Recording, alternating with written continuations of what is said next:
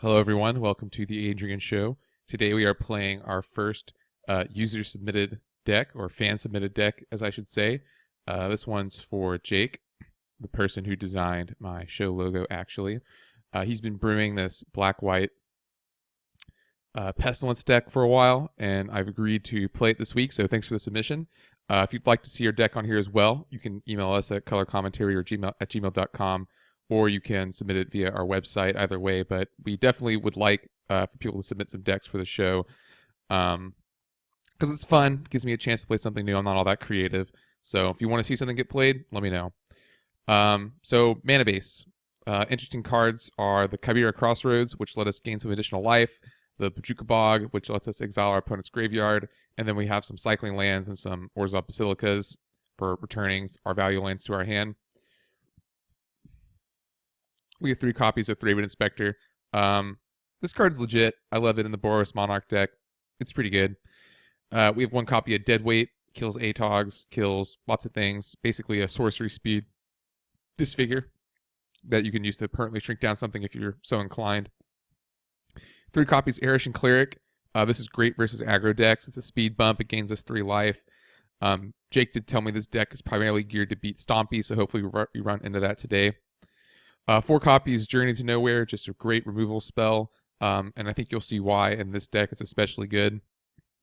4 copies Core Skyfisher, sort of combo with our journeys. We can bounce them back to our hands, take care of a bigger threat later in the game, or we can bounce our value lands, or we can bounce like a Thraben Inspector and Arishan Clerics. There's plenty of good Core Skyfisher targets, and I think that's why the deck kind of appeals to me as well.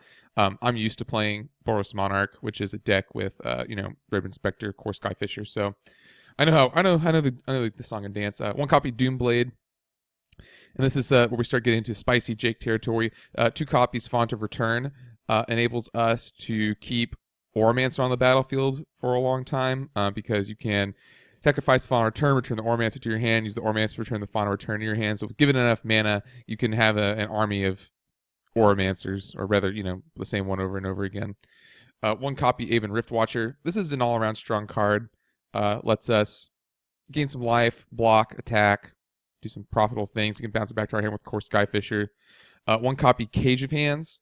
It's basically like pacifism, except it costs an extra, and you can pay some additional mana to return Cage of Hands to its owner's hand.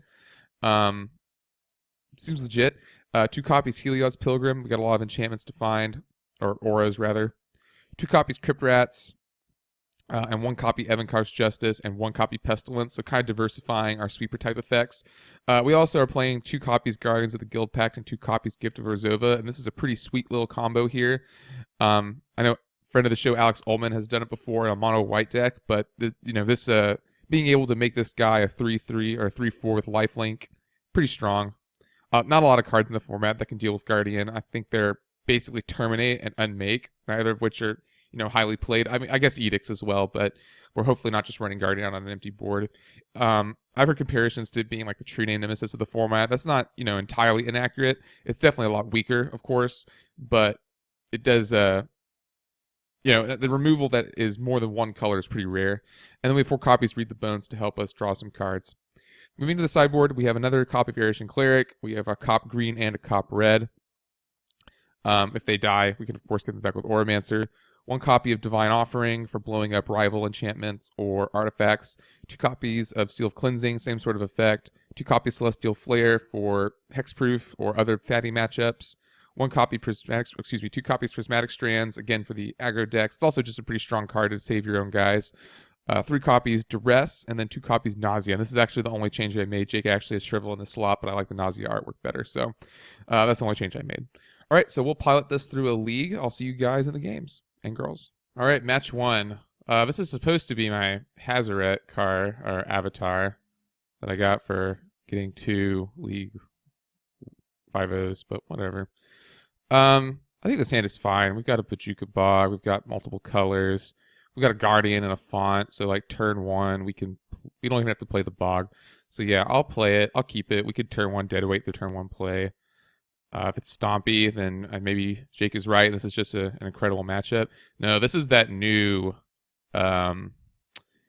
deck. I saw it on Reddit the other day. I can't really remember what the payoff is, but I do recall the Sakura Tribe Scout deck. And I think it is correct to just go ahead and deadweight it.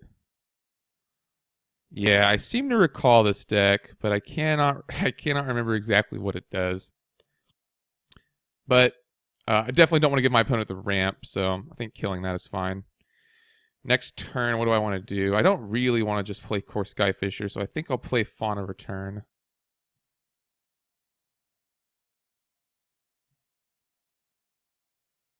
I think they're getting a mountain here. I think it's a red-green deck. Okay. I'm just wrong. Yeah, it happens.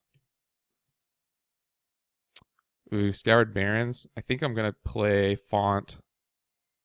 And then next turn play Scoured Barrens, and then I can play Guardian on time.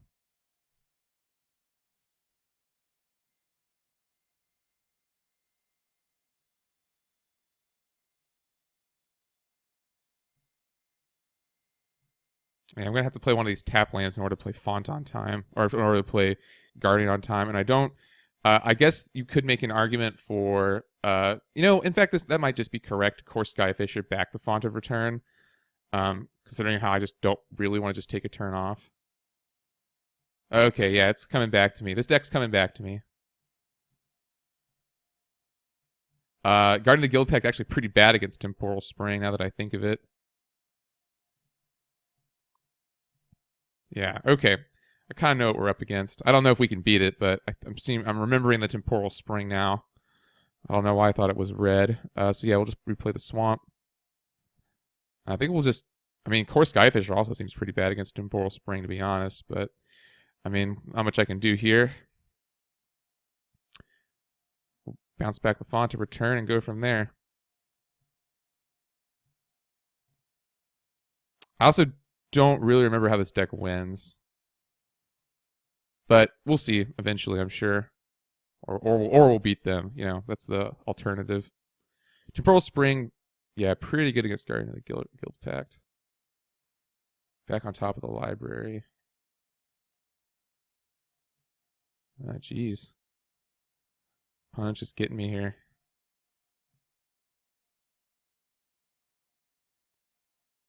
I think next turn I'll just play the Scoured Barrens, right? Yeah, then I can set up for a Read the Bones.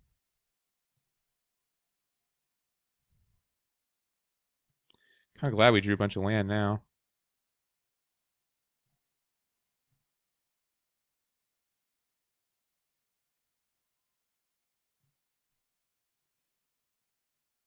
I think if we can weather this initial disruption sort of assault, I think we can take the game. My opponent only has... I haven't missed a land drop, so... maybe not. I was kind of hoping they had stumbled, but now I'm counting it, and that doesn't check out. Is this another Temporal Spring? Thermokarst. Okay, sure. Huh. I think we have no choice but to play the Bog next turn. Really trying to get to 3 for Read the Bones. Coincidentally, my Basilicas are also pretty bad against this deck. Yeah, let's just play out the Bog. I don't really want to cycle Secluded Steppe, not with my opponent on the land destruction plan.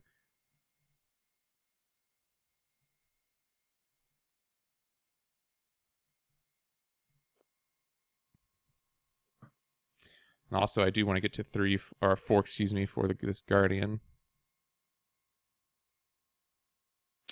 I am the one with the bigger threat, though. Like, if the game keeps going like this, I will win. So that's the positive.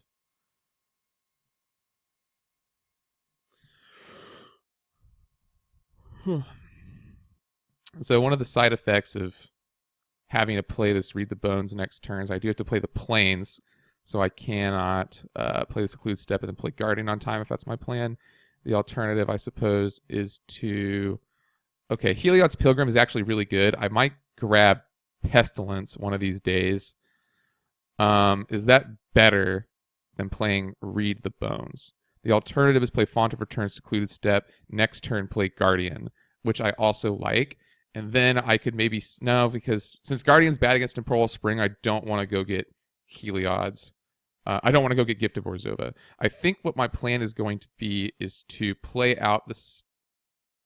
is to play the Pilgrim and get Pestilence, and then I'll be able to maybe contain my opponent's board a little bit here. Yeah, I think I like that plan. Oh, it's an aura.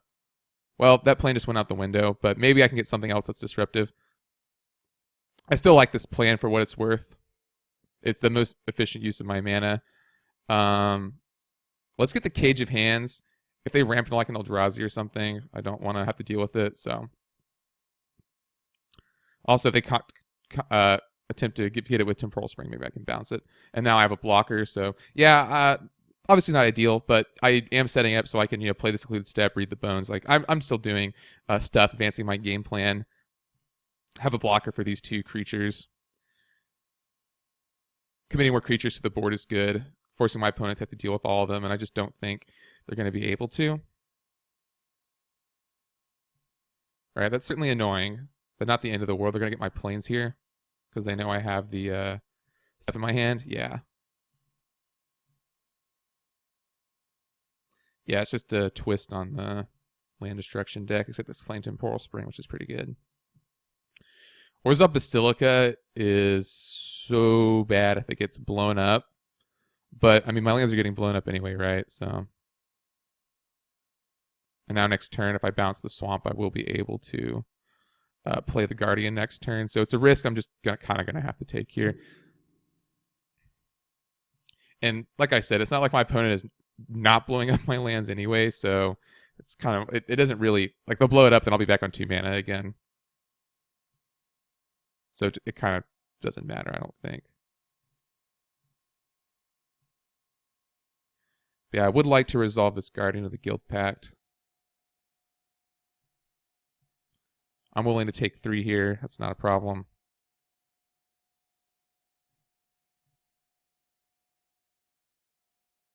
Font of Return does not seem very good. I just don't have the mana to really activate. I'm down 3 lands, so.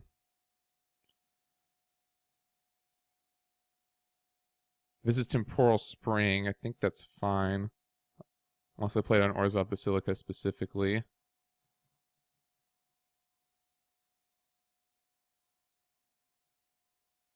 Capsize, eh? Alright, sure.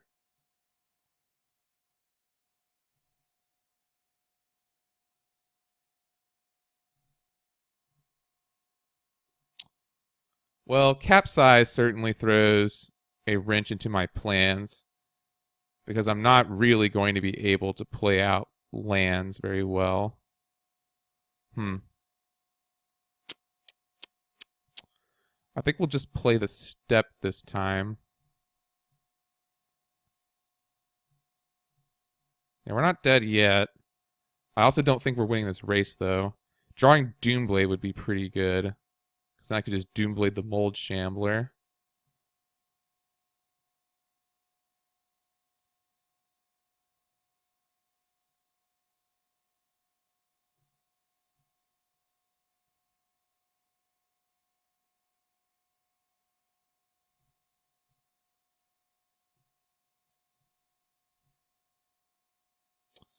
At some point, maybe they'll capsize the core Skyfisher. Also, capsizing is as a sorcery. Okay.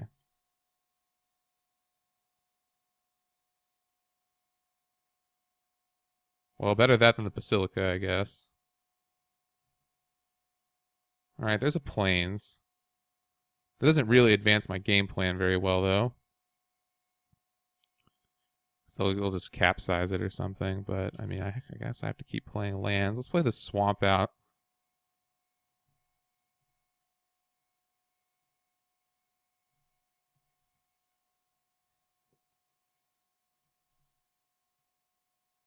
Yeah, these Basilicas have suddenly become a very big liability. So capsize 2 unknowns in my opponent's hand. Gonna attack with the Mold Shambler.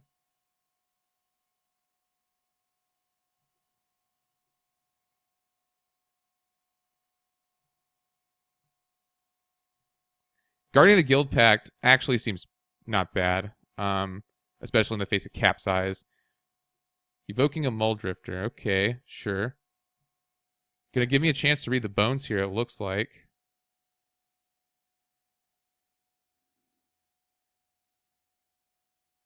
No.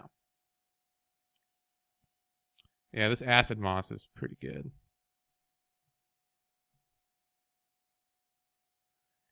Crypt Rats. I'm just never going to resolve that spell, probably. Yeah, we're in a tough spot here.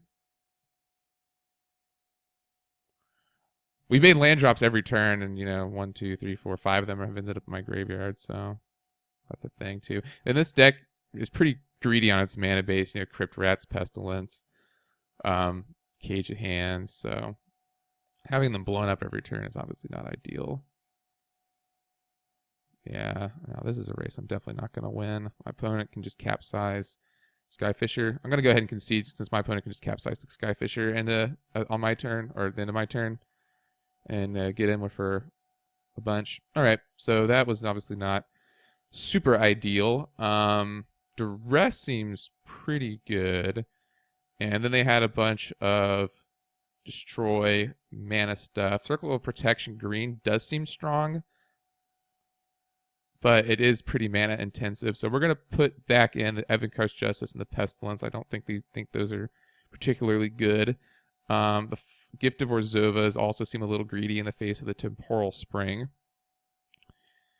And we didn't see any enchantments or anything, but I wonder if there is something to be said for adding the Erishan Cleric, because like I said, the Crypt Rats doesn't seem very strong. Just a little too greedy on the mana. So let's try this. This might not be a very good matchup, because like I said, we're pretty slow in our mana bases. Some of our good cards are in the 4-drop slot. Yeah, I'll keep this. We'll lead off with a Barrenmoor. We'll turn to Duress, Secluded Step. We've got this Journey to Nowhere for something.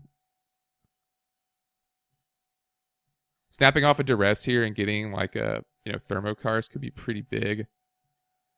That's annoying. So I have the option between journeying this. I think I'm just going to go ahead, since I drew the Skyfisher, I'm going to journey this. There's not a 2-drop. There's not a 2-drop blow up your land spell in green-blue, other than Boomerang, I guess. So I'm just going to go ahead and get rid of the Sakura Tribe Scout so that they cannot do it next turn, because that could be pretty big for their ramp plan. And then next turn I will Duress and play the Secluded Step.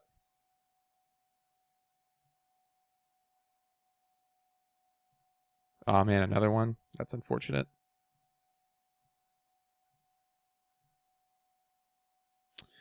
We draw Dead Weight though, so Dead Weight or Duress. Dead Weight or Duress. I'm going to go with Duress. I think it's more likely that we get our only black source blown up, and then I'll be very upset. Oh, for real? Wow. Self-assembler. Okay, good to know. That's insane. Would definitely have expected them to have something for me to kill there. Also, Guardian of the Guild Pact, very bad against the self-assembler.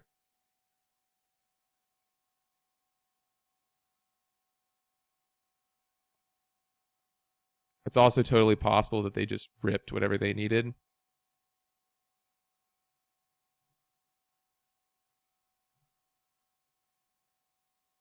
Okay, they drew a self-assembler, so I think that's okay.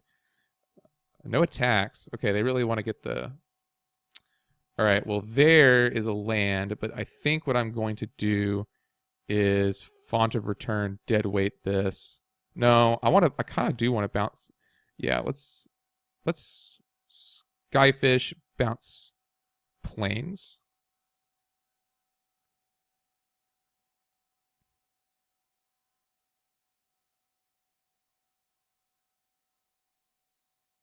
Sure. I could Skyfish, bounce Journey, but I don't think I want to do that quite yet.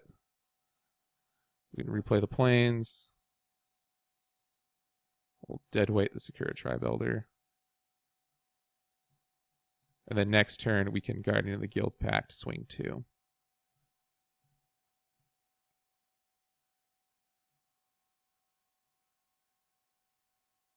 So our opponent can play a self-assembler this turn, which is what it looks like they're doing. So they're about to have a pretty big army of 4/4s here. That does not line up very well with what I'm doing. I do have Font of Return though. Yeah, I just think that our deck might be. They're just gonna kind of go over the top of us, which is kind of unfortunate. But there's nothing, you know. The dress totally whiffed, and yeah.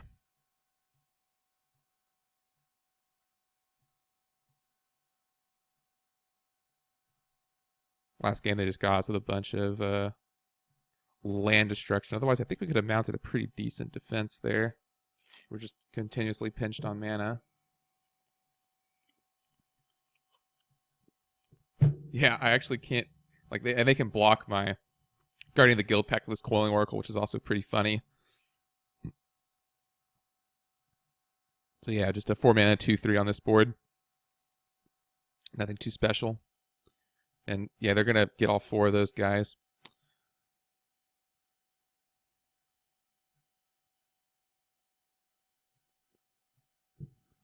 But at least y'all got to see some hot brew on brew action. I also do have the font. So I could double block one of these. Right? Like I could double block one. They can only kill one of them. That just seems... This doesn't seem like where I want to be right now. I'm going to take 8 next turn, though. And then they're going to have another one. I need to draw like a Doom Blade or something. Or I need some kind of card that's Echoing Decay, but it's -4/-4, and that card doesn't exist. And not even Echoing Decay is in my deck, so... Thinking this is going to be yeah, this is kind of brutal. If I had known this was the win condition, I also could have brought in my Destroy Artifact cards, but you know, shame on me for not remembering. And here comes the third one. I just don't think I can... Oh, okay. I wonder... I think it would be better to... Like this... I still have 4 mana. I think they shouldn't have taken the turn off. Okay, there's Crypt Rats. It doesn't really do anything for me yet. And I cannot use it if I do not block these. So that's kind of a pickle. Because like if I play... So actually, yeah, blowing this up was very good. If they had not blown this up, I would have had access to 2 black mana next turn. And I could Crypt Rats for 2. I could block these rats for 2 and maybe be in okay shape. But as it is, I cannot do that. So I think what I'm going to do is I'm going to have to go with my plan of double blocking one of these guys. And if I known they were going to take a turn off, I think I would have done that. Yeah, like I said, I don't think they should have taken a turn off, because this turn they could be attacking me for 12, and I would be in much worse shape. Okay. Blowing up my... What? My opponent is winning, but some of their plays don't make a lot of sense to me. Like, why would you not blow up my 1 untapped one? I mean, I guess it's whatever, right? So yeah, let's double block one of these. And they can decide what they want to kill. And then next turn I can block and do this whole business. I think the flyer's the bigger threat, right?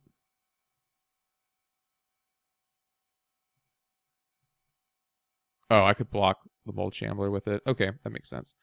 I wish that had been a swamp. Actually, yeah, I just can't win, I don't think. Because no matter what I block, if I activate the Crypt Rats for more than 1, I'll lose, and I can't get rid of this without...